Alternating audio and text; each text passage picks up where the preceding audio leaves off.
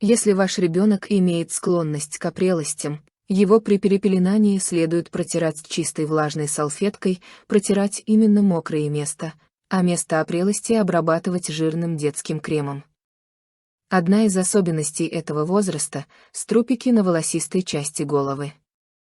Возникают струпики при избытке выделений кожных желез. Выделения засыхают, и снять их потом бывает непросто.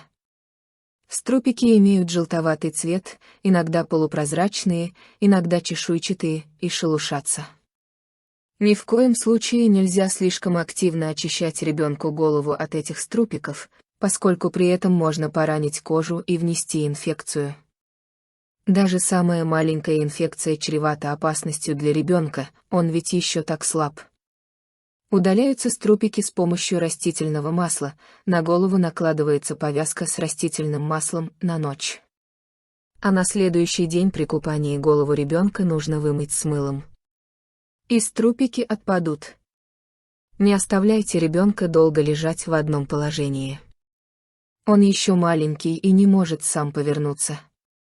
От долгого лежания без перемены положения мышцы ребенка устают, и ребенок начинает беспокоиться. Кроме того, длительное лежание в одном положении неблагоприятно сказывается на формировании головы ребенка. Например, если ребенок постоянно лежит на спине, то со временем голова у него может быть со слегка скошенным затылком. Это объясняется тем, что роднички, зона роста, на голове ребенка еще открыты, череп как бы пластичен. К 2-месячному возрасту ребенок становится уже более активным. Он уже может поворачивать головку из стороны в сторону. Если в поле его зрения возникает некий движущийся предмет, ребенок следит за ним глазами. Активность проявляется и в том, что если ребенка положить на животик, то он начинает приподнимать голову, прогибать спину и двигать ручками и ножками. Малыш в этом возрасте уже кричит более осознанно и требовательно.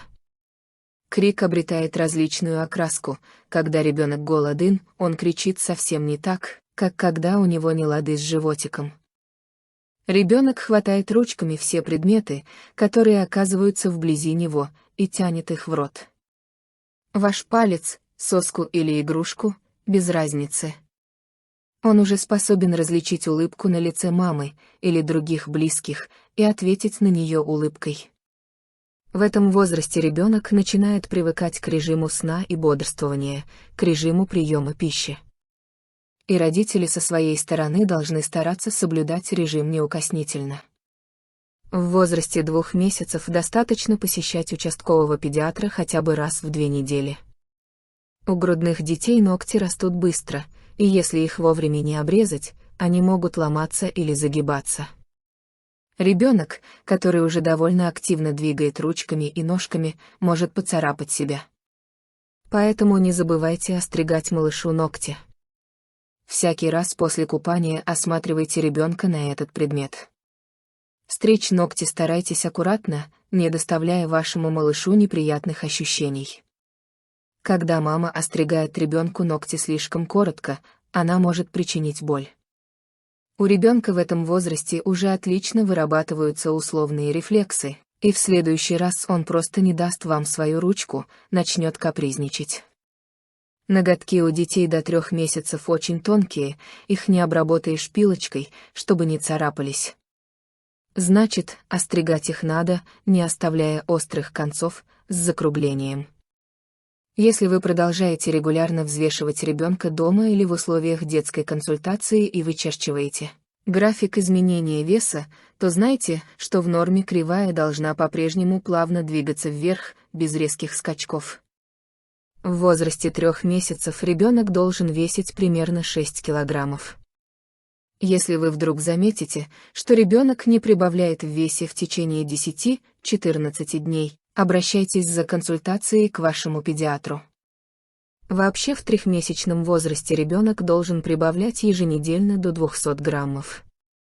Если раньше вашему ребенку было достаточно физической нагрузки при крике, то к 3-месячному возрасту этого уже мало. Для нормального развития ребенок хочет большего объема движения. К 3 месяцам не надо пеленать его слишком туго, пусть дрыгает ножками и ручками, если ему хочется. Рекомендуются также ежедневные физические упражнения, разумеется, включенные в режим дня для ребенка. При оптимальной для него температуре 22 градуса по Цельсию нужно раздеть ребенка и выложить его на одеяльце, на кровати или на том же пеленальном столике. Пусть малыш делает, что хочет. Когда он надрыгается в свое удовольствие, переверните его на животик. В этом положении укрепляются мышцы спины и шеи, поскольку ребенок бывает вынужден держать головку на весу. Примерно в 3-месячном возрасте ребенок уже может контролировать и координировать движения своих рук. Как правило, малыш тянет руки ко рту и начинает сосать пальцы. Это действо доставляет ему удовольствие, но не следует его допускать, поскольку со временем может развиться дурная привычка, которая повлечет за собой неправильное формирование зубов. Будьте начеку, не оставляйте 3-месячного ребенка без присмотра. Он уже достаточно активный и способен самостоятельно перевернуться на живот. Бывали случаи, когда мама, оставив ребенка на кровати, выходила на минуту в соседнюю комнату или на кухню, а возвратившись, обнаруживала ребенка, как ни в чем не бывало, улыбающегося на полу. Хорошо, если ребенок у ротозейки мамы скатится на пол удачно. А если нет? Когда вам надо ненадолго отойти от ребенка, положите его в детскую кроватку и чувствуйте себя спокойно. Не балуйте своего малыша. Будьте с ним терпеливы и ласковы. Не оставляйте его без внимания, однако не дайте ему понять, что считаете его чуть ли не центром вселенной. Не воспитывайте ваши чадо эгоистом. Дети довольно точно чувствуют отношение к себе со стороны окружающих, даже в этом возрасте. Долгое время считалось, что основа характера человека в его наследственности, а воспитании — это нечто поверхностное, надстройка. Нет сомнения, наследственность играет значительную роль, но не определяющую. Исследованиями психологов это уже доказано. Именно грехи воспитания могут сделать человека несчастным и уязвимым на всю жизнь. Непременно поговорите со своим опытным педиатром, как правильно воспитывать вашего малыша с молодых ногтей. Вы можете сами оценить, соответствует ли физическое и психическое развитие вашего 3-месячного ребенка возрастной норме. Для этого необходимо знать, что на 3-м месяце ребенок способен сам некоторое время удерживать головку. Активно двигает ручками и ножками, хотя порой может воспринимать собственную руку как некий посторонний предмет и с интересом обследовать ее. Плещется и дергает ножками в ванночке, не любит, когда его пеленают, и иногда противится этому. Интересуется и доступными предметами, разглядывает их, хватает, тянет к себе. 3-месячный ребенок узнает близких и знакомых, отвечает улыбкой на улыбку. У ребенка уже развит слух, ребенок прислушивается к звукам, к незнакомым звукам, с настороженностью. Подчеркивание, 3-месячный ребенок уже сам издает некоторые звуки и получает от этого удовольствие.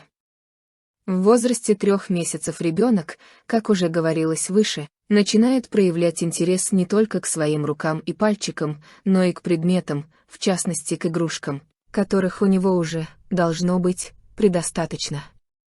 Это очень важный момент. Игрушки нужны для нормального физического и психического развития. Однако не все игрушки подряд годятся для 3-месячного малыша. Не подходят те игрушки, которые невозможно помыть или обработать дезинфицирующим раствором, к примеру, матерчатые, из искусственного меха, плюшевые и т.п. Также исключаются мелкие игрушки, игрушки с острыми краями, которыми можно пораниться, игрушки, которые можно разобрать. Идеальный вариант — игрушки из пластмассы, резины и деревянные, с округлыми краями. Хорошо, когда над ребенком в кроватке висят яркие разноцветные погремушки. Есть на чем фиксировать взгляд, что рассмотреть, поупражнять глазомер, далеко, близко, Есть к чему потянуться, поразмять мышцы, научиться координировать направление, и вообще, есть к чему применить любопытство и, увлекшись, дать маме отдохнуть. Не рекомендуется давать ребенку одновременно несколько игрушек. Лучше дать одну, чтобы она полностью владела его вниманием. Кроме того, не следует оставлять у ребенка игрушку надолго, он привыкнет к ней и перестанет проявлять интерес. Время от времени нужно менять игрушки. Если вы подвешиваете игрушки, то расположите их так, чтобы они были прямо перед глазами ребенка. В противном случае малышу придется постоянно косить глаза, что по вполне понятным причинам нежелательно.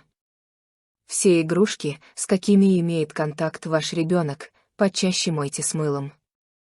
Охранить их можно под пеленкой, дабы на игрушки не оседала пыль.